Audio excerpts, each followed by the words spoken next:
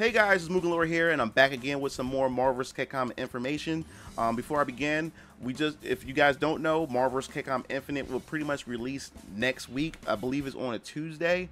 So right now, there's so many big YouTubers out there, pro gamers like Filipino Champ, Justin Wong, and was it Li Joe, and a few other YouTubers had gotten their hands on a review copy of the game that Capcom has shipped out to them. So there's a ton of gameplay if you guys are interested in the game and want to know how the game works and get their opinion on it and everything. Maximilian, who's a big YouTuber, he also had gotten a copy of the game. So it's everywhere. A lot of people have gotten their hands on the game early.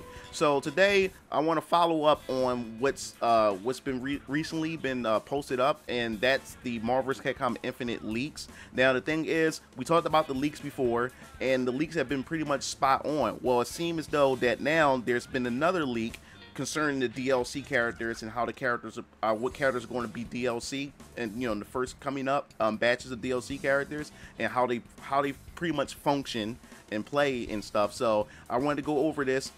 This source came from Reddit. Now, like I said before, take these leaks for a grain of salt, but as far as these leaks been concerned lately, as far as Marvel vs.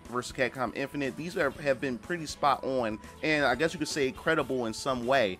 So we're gonna go here at Reddit, and we're going to read off the leak list, and then you guys formulate your own opinion. Like I said, since these are leaked, take this for a grain of salt, no matter how credible it may seem or whatever like that, because like I said, companies could switch things up. We don't know. So here we go. Let's dive right into it.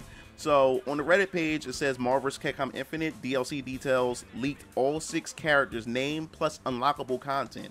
Now, you may, as we read through some of this may seem familiar from my last videos, because like I said, this is pretty much adding on to what we already known about the previous leaks that came out for Marvel vs. Capcom Infinite. So it says the information displayed has been confirmed by 2 separate sources.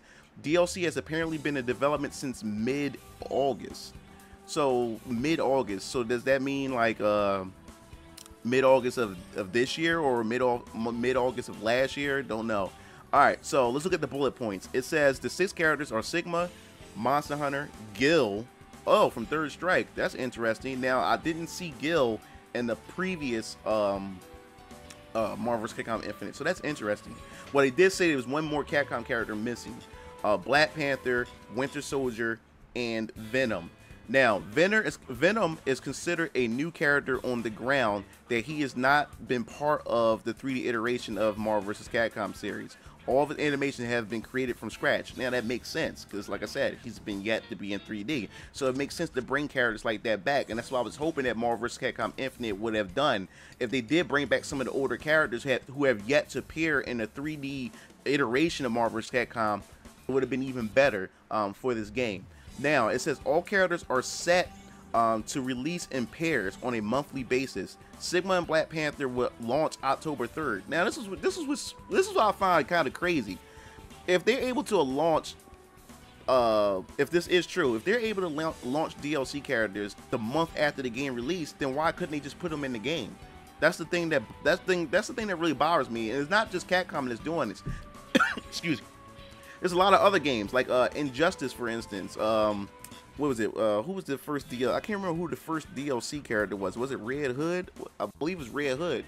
I believe he was released a month or so after the game was launched. I mean, these characters can pretty much been in the game itself, All characters can either be bought in pairs or separately. Each character will be priced at $5.99, while buying them as a pair costs $9.99. This is in American dollars. Prices may vary per country.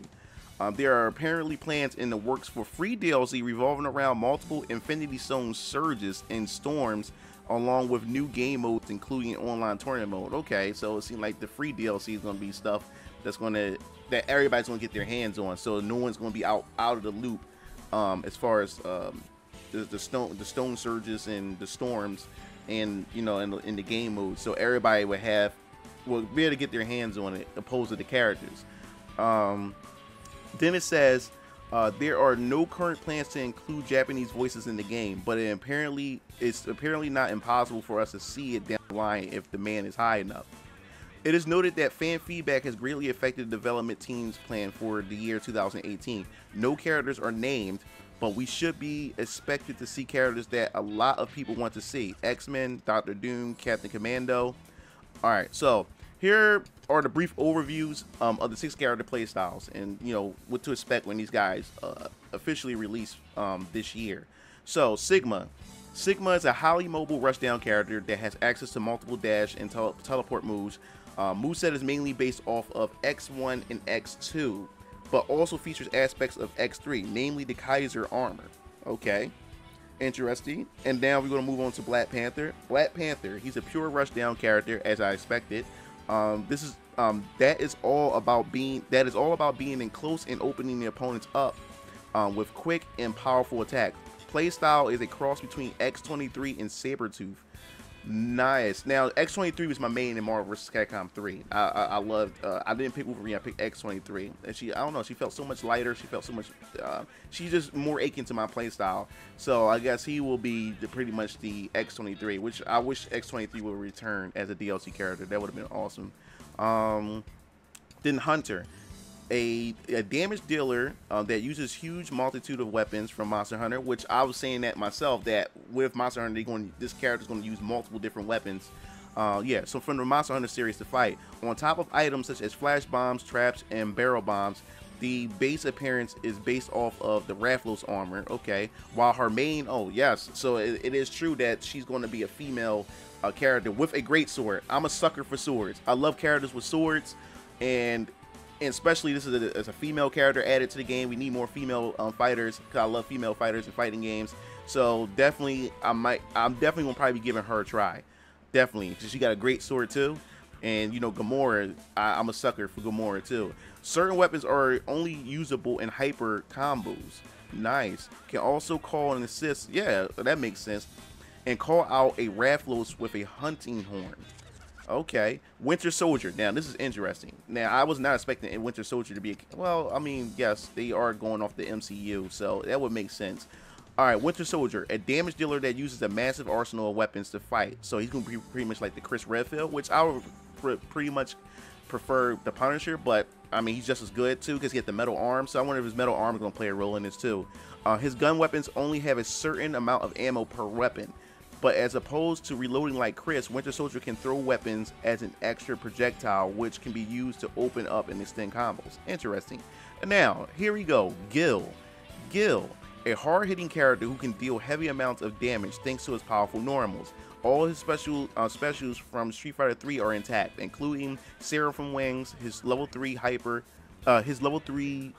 combo. Resurrection is intact at the cost of 3 bars, but once it's used, it cannot be used again for the rest of the match. Gil cannot be resurrected by a Soul Stone. Oh, interesting, interesting. Yes, that's a way to balance it. Now, Venom. A damage dealer that retains a lot of techniques he had in the earlier games in the franchise. I wonder if he's going to be big and bulky like in the original Marvel vs. Capcom. I like the bigger Venom. On top of several new abilities, works best with characters who can cover his approach due to a lack of projectiles and average movement option.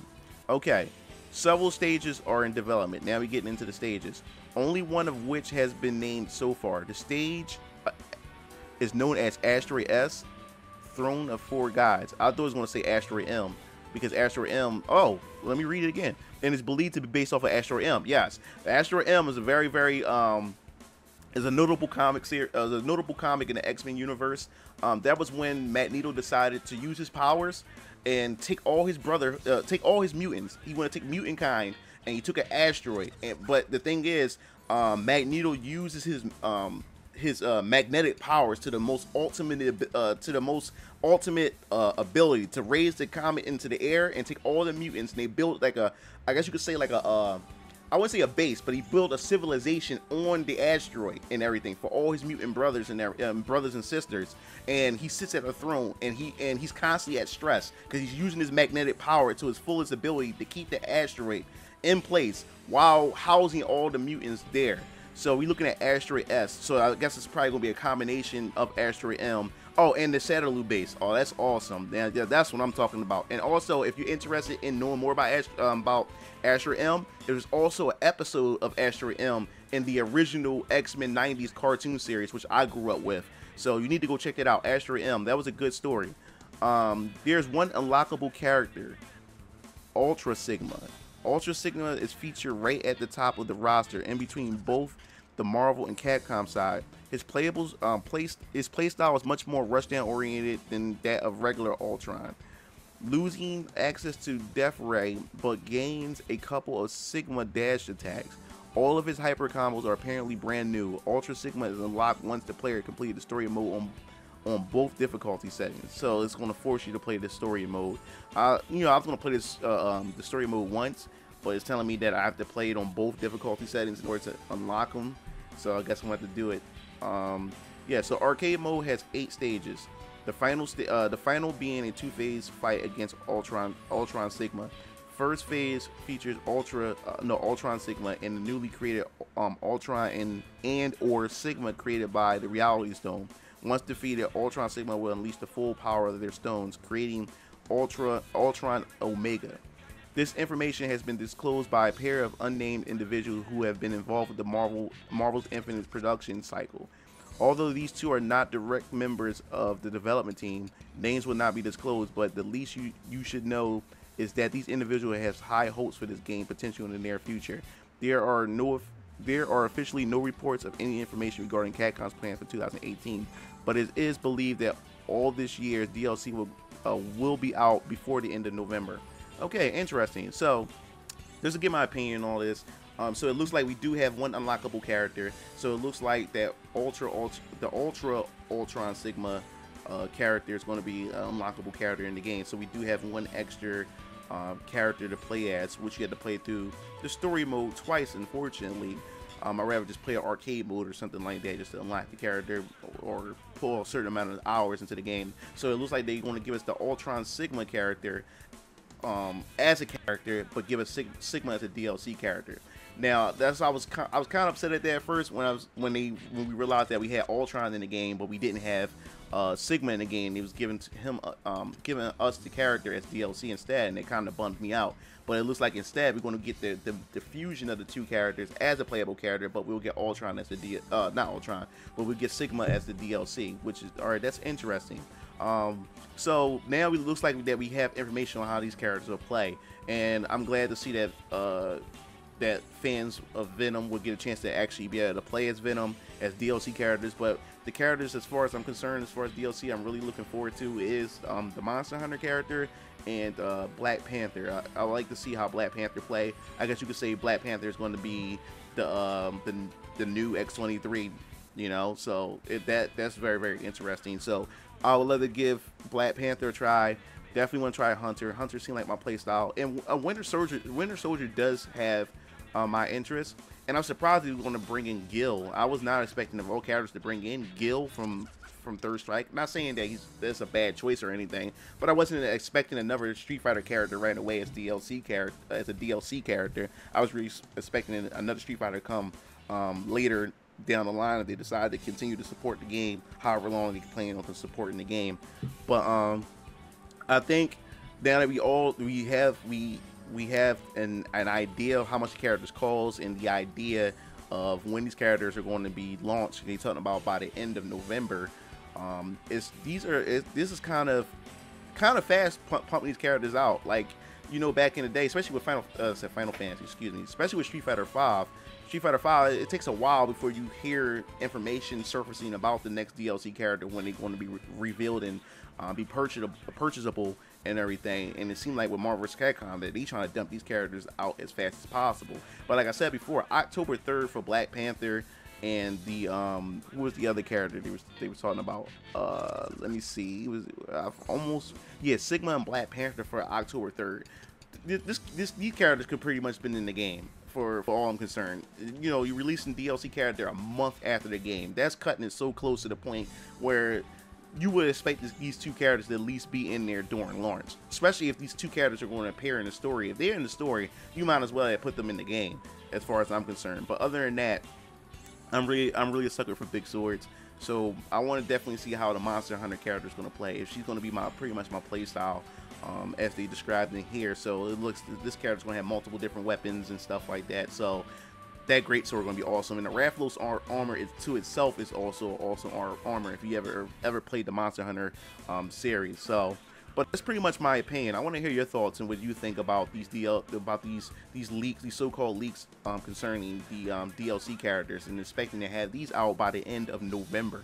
So we're gonna have pretty much a pretty nice, sizable roster by the end of November, with the characters that may get fans into getting the game, especially with Venom. Venom is automatically a must buy for most people and everything. And Monster Hunter is a fresh new face and is a fresh new franchise added to the Marvel vs. Capcom series. So that may be enough to pull people in as well.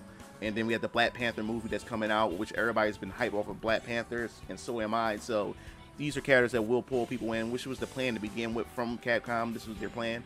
But that wraps everything up. Give me your opinion, what you think about Marvel vs. Capcom Infinite DLC leaks and the prices. And are you getting the game at launch? Which the game come out next week, I believe next Tuesday. GameStop, where I live at, is not doing a midnight release, but because of the incidents that have been going around, midnight releases, a lot of people been getting robbed and stuff around my way and stuck up and everything. So they're gonna be releasing it at 9 p.m. on Monday. So I may have a copy. I may have a copy of the game.